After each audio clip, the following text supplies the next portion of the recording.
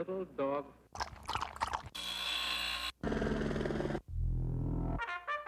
Two.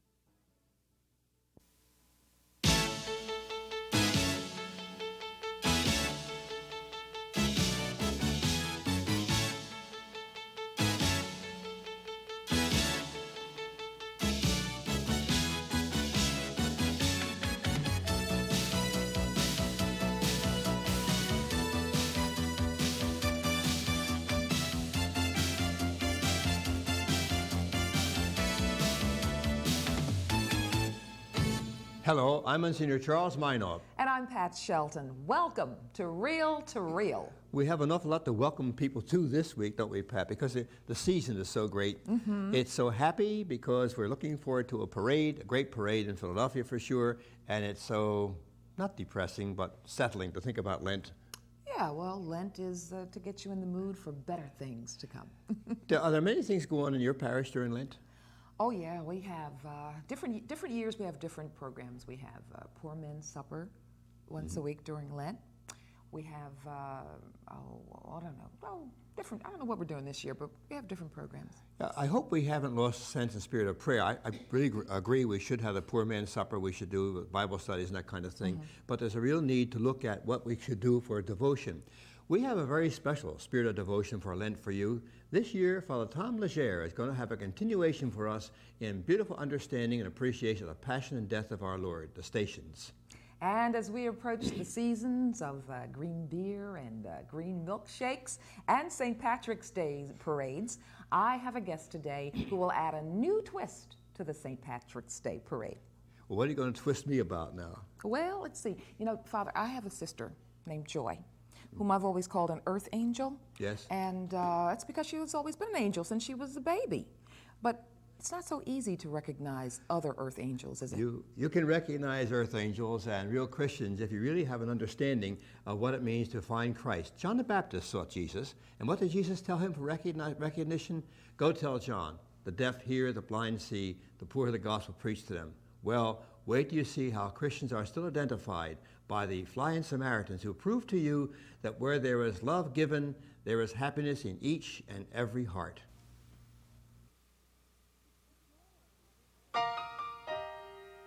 It's the joy on a mother's face when her sick child is treated, or the expression of an old woman who's received glasses and can see again, the youngster who is no longer in pain with a toothache, or the boy who put on a hearing aid and can hear for the first time. These moments are the reward of the Flying Samaritans.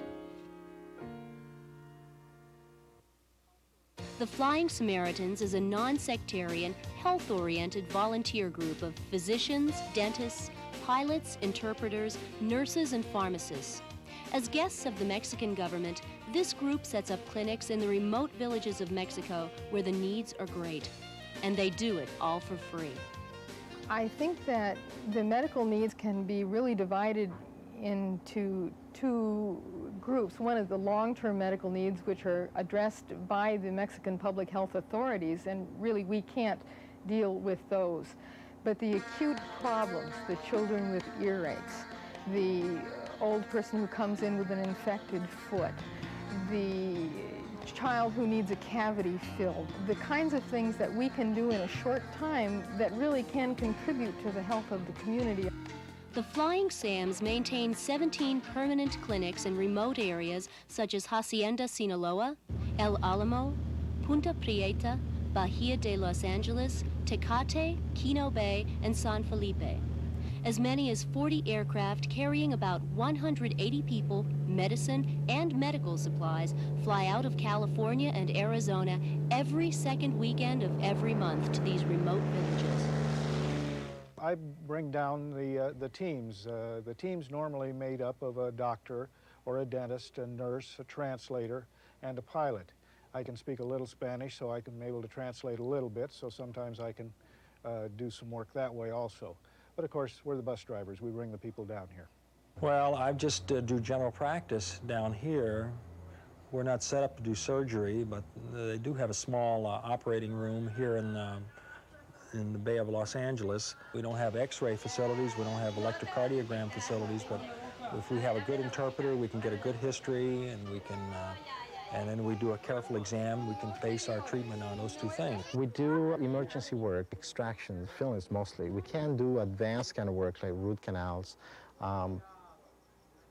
and, say, major surgery, periodontal surgery, things like that.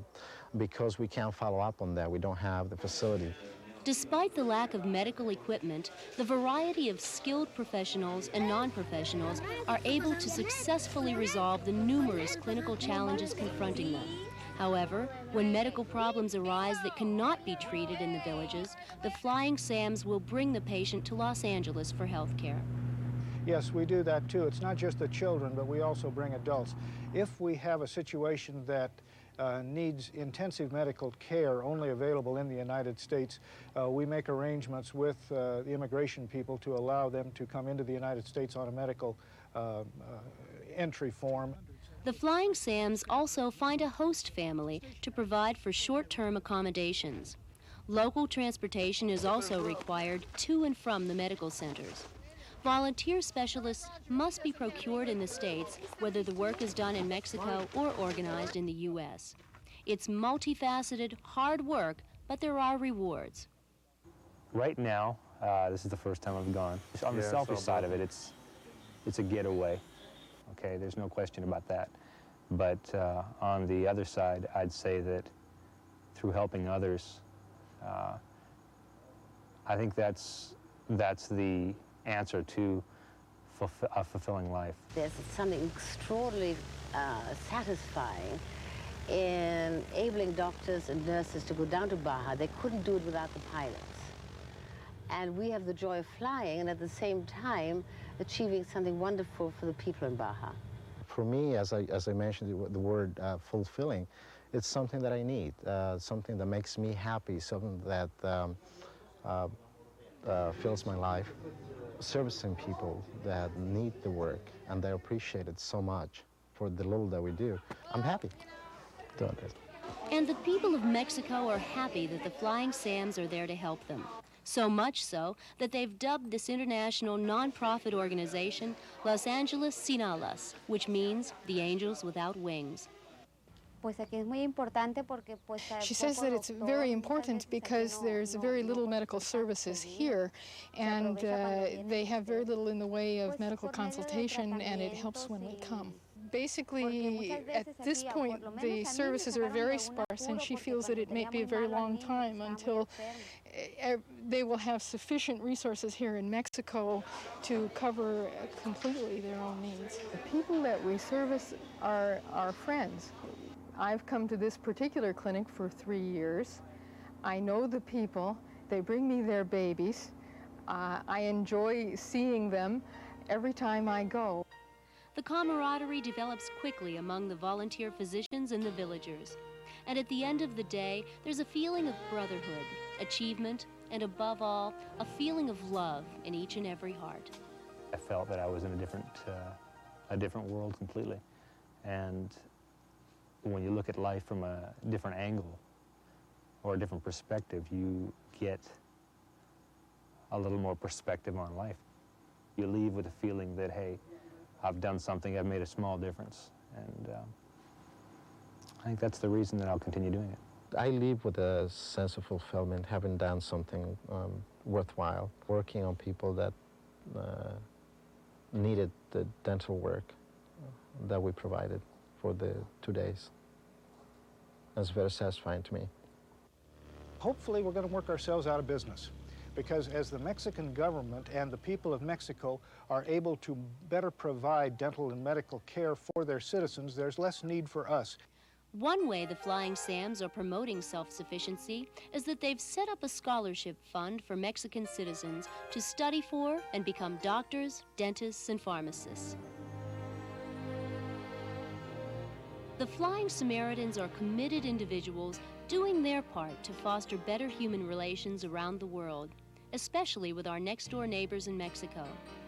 As poet Edwin Markham wrote, "There is a destiny that makes us brothers. None goes his way alone.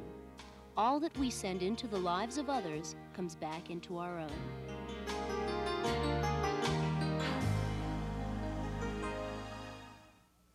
Talk about earth angels. Well, we're going to meet another one of God's earth angels. Sister, I just made you an angel.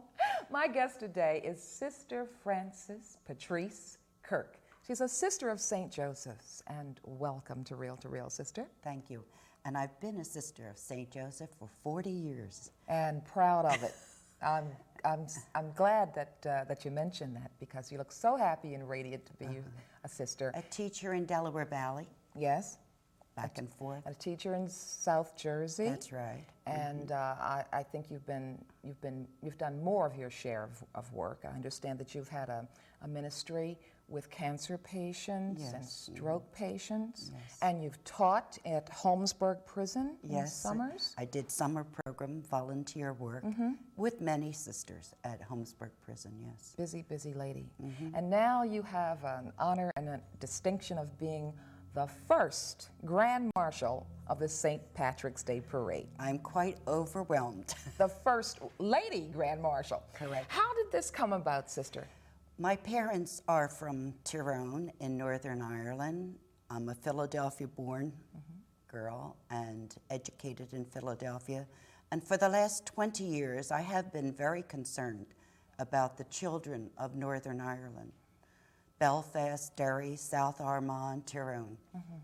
So I latched on to a program that was already in progress. The police force in New York have an inner city program. I joined with them when they started to take an interest in Belfast and Northern Ireland, and interested a number of groups in Philadelphia, host families and sponsors, to host a child for 6 weeks holiday here in the Delaware Valley. So this project brings children from Northern Ireland. That's correct. To the Delaware Valley Right. for 6 weeks in the summer. 6 weeks of peace, yes. Away from the fighting and the violence. Yes. What do you call the project? The project is called Project Children. Children, yes. Now, how do you determine which children to select? The children are selected by their teachers, counselors, and interested people who feel that the child will not be too homesick for 6 weeks. That's very important. And they will adjust and be educationally helpful. And the ages of the children? 10 through 14. Okay, and how do you select the host families here? That's easy. I get a lot of offers for host families. I give preference to the families that have children 10 through 14, and then whoever else is on the list, and there are many. Now, there's something interesting about the prerequisites of this project, and to me, and that is that you bring Protestant as well as Catholic children here. That's correct. And do you ever mix them here, and how does this work out? They have wonderful opportunities during their 6 weeks here to meet rabbis, ministers, priests, policemen, firemen, all of those people in uniform that are so frightening to children who are in the situation, Belfast and Derry. And so they have a wonderful, carefree summer Yes. for a change. And many of these children have spent their entire life in fear of the outbreak of violence. And a lot of them it has actually touched their families. Certainly. And this is a chance for a respite, Right. peace and fun. Now, sister, I know you have as many host families as you need, because this is a wonderful thing that people Right. enjoy Plenty. doing. But there is a need that you have. Would you like to Well, tell I us? visit Irish groups, dancing groups, and social clubs, and I ask them, will they sponsor a child? It costs $600 between airfare and transport up to the airport and transport. So it's money. Yes. It's money we need. That's right. Okay, we're going to show a phone number where people can get in touch with you, and perhaps they'll be good enough to help you in your Project Children. I think it's a Yes. wonderful idea to bring Thank you. those children here. And I want to thank you so much, Sister Frances Patrice Kirk, SSJ, 40 years. That's right. All right, now, Sister, we have a lot more wonderful things to tell people about on Real to Real, and we'll be right back right after this.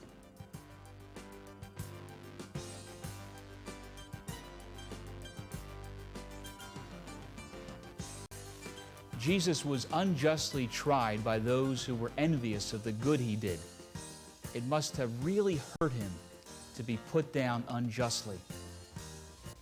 You are cordially invited to join the Reel-to-Reel crew as they travel through Switzerland, Austria, and Germany, gearing up for the most dramatic event staged on the European continent, the Passion Play, a world-famous tribute to the life of Christ. At Oberammergau, you will witness live on an enormous stage the events that actually happened to Jesus during his week of Passion, performed by a cast of over 1,000 professionals.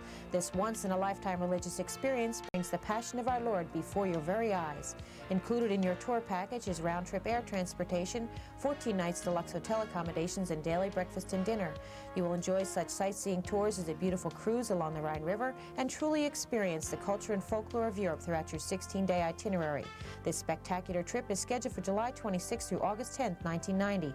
Don't hesitate to reserve your seat for the Passion Play at Oberammergau because tickets are limited.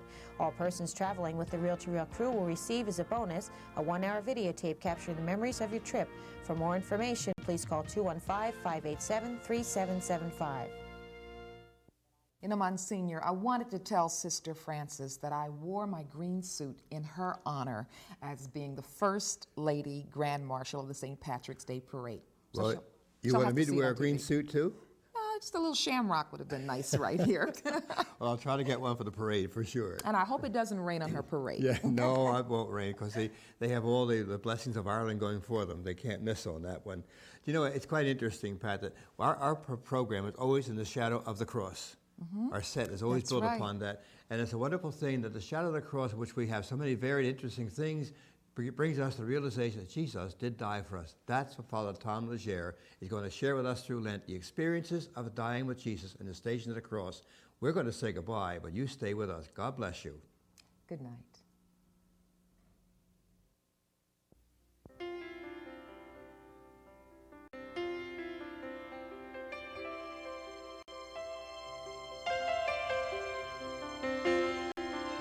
Greetings in the Lord. Without a doubt, the center of Catholic liturgy is the Paschal Mystery and the Lenten season immediately preceding it. Why is this the case? Obviously, on one level, it is because the Paschal Mystery reminds us of the most important week in the history of the world. It is historically based on what actually happened to Jesus of Nazareth when he was crucified, descended into hell, and rose again on Easter Sunday. But on a deeper level, the Paschal Mystery is so profound because it is a metaphor of what happens to all of us as we journey to the kingdom within. And that is what we will be doing together this Lent, examining the twists and turns of our spiritual journeys. How should we go about this? We could base our sessions on the Sunday readings at Mass, but I thought that an interesting approach would be to take a fresh, contemporary look at the Stations of the Cross. The symbolism in the Stations is profound. It deals with some of the major steps that we have to go through as we journey towards wholeness. Each Sunday evening, we will deal with 2 or 3 of the Stations and see what they have to teach us. But before we examine 2 of the Stations tonight, let's light our Christ candle, which will be lit during all of our sessions, and let's take a look at what Lent itself is all about.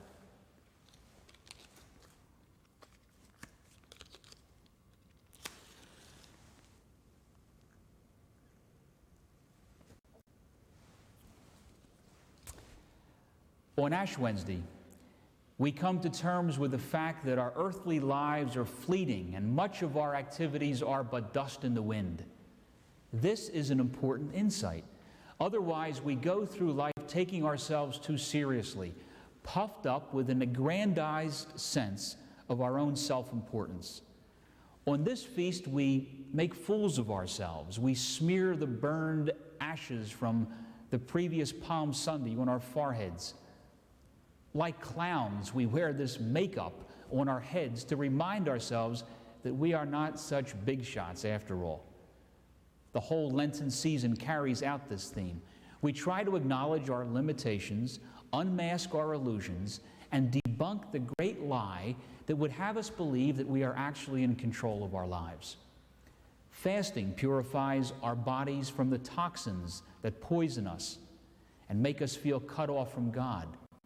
As we eat natural foods, and less of everything, our bodies begin to feel more tuned in to the Holy Spirit. All of that gets us ready for the big crunch, the week when we try to consciously surrender our egos to God for the millionth time. This surrender does not take place so that our ego will be destroyed. Our egos have a role to play in this world, but our egos are meant to be at the service of God and not the other way around. On Good Friday, we experience ourselves with Christ being pulled apart at the seams. The struggle between matter and spirit, ego and the higher self, have transfixed us on the fulcrum of the cross. We feel torn apart, yet not yet restored to life.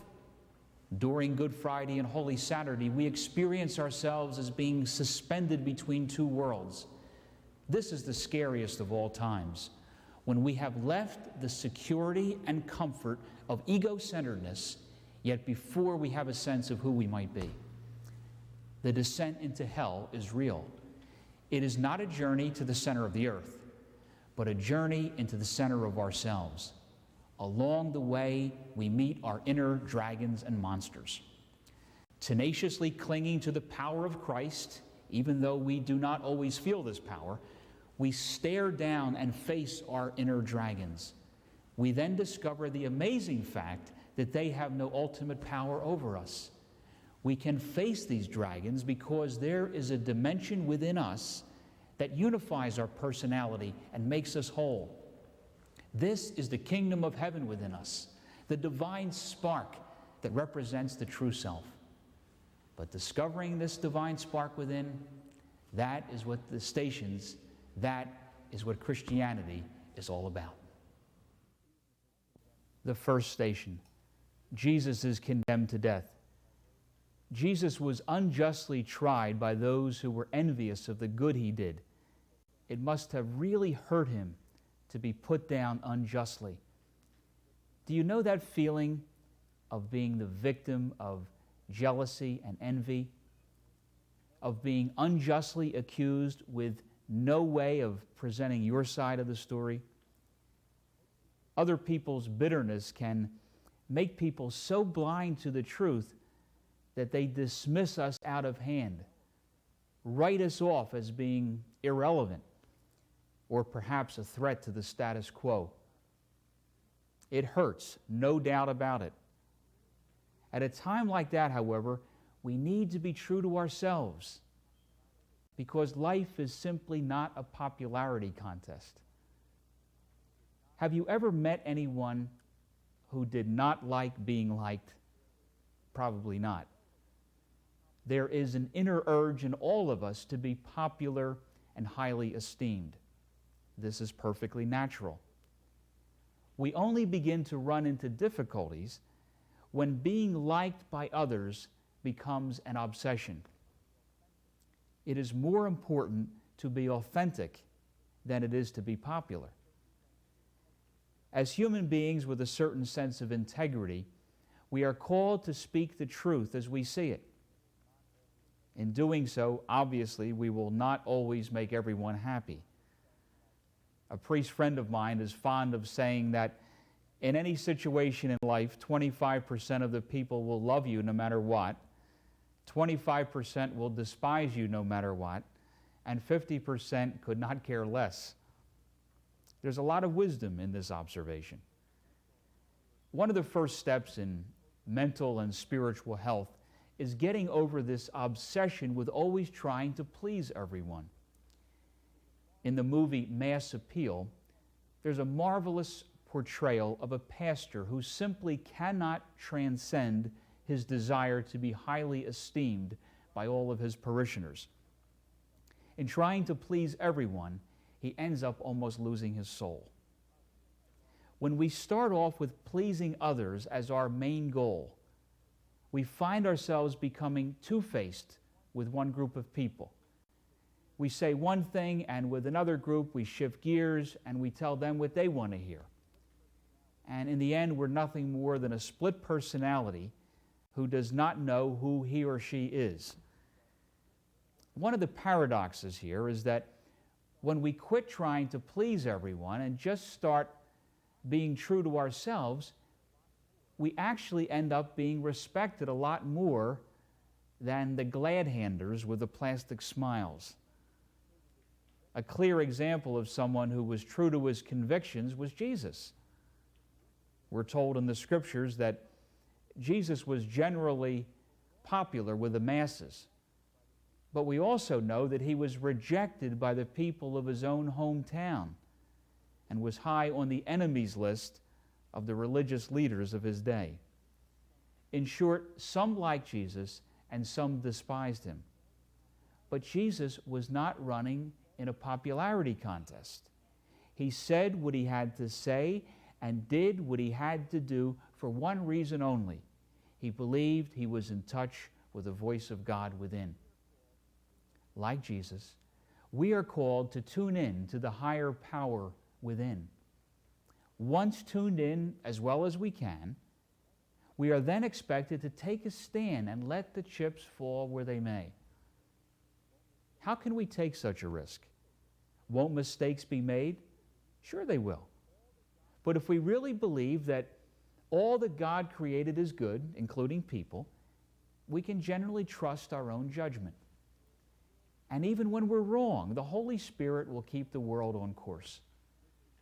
The world seems filled with wishy-washy, lukewarm, ambitious, social climbers. What we need are men and women who stand for something. Studying the history of the church makes one fact perfectly clear. The truly great individuals have never had an easy time of it. Jesus was crucified. Francis of Assisi was thought to be crazy. Catherine of Siena was called a loose woman.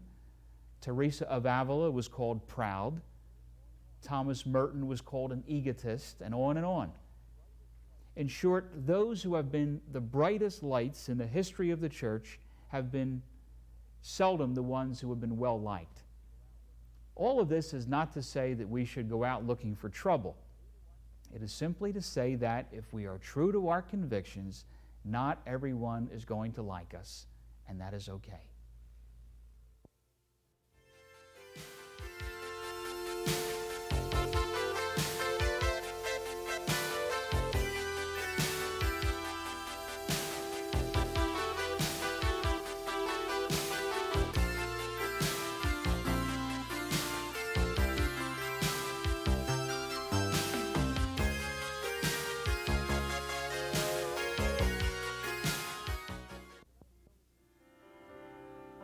Tonight, we've only been able to share a portion of Father Legere's inspiring Lenten spiritual journey with you. Transcripts and videotapes of the complete series, The Stations of the Cross, 14 Stepping Stones to God, are available. Please send a check or money order of $2 per complete transcript or $19.95 per videotape to Reel, 222 North 17th Street, Room 907, Philadelphia, Pennsylvania, 19103. Don't miss this opportunity for you and your family to join Father Legere as he follows the way of the cross.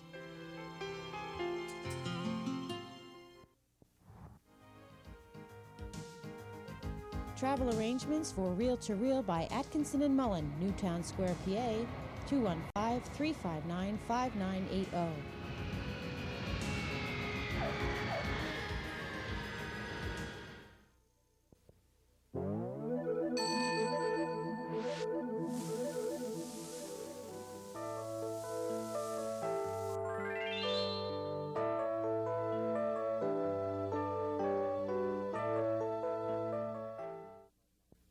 We're also afraid of death, but people with AIDS can teach us about life.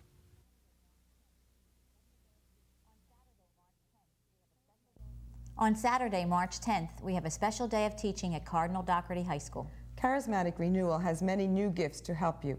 Each of these has to be understood and used correctly. At our teaching day, we have seminars on healing, prophecy, praying in tongues, and 25 other topics. The day begins at 9 a.m. and ends with Mass at 2:30 p.m. Come on out for a full day of praise, teaching, and Eucharist on Saturday, March the 10th at Cardinal Doherty High School. For information, just call 215-668-HOPE.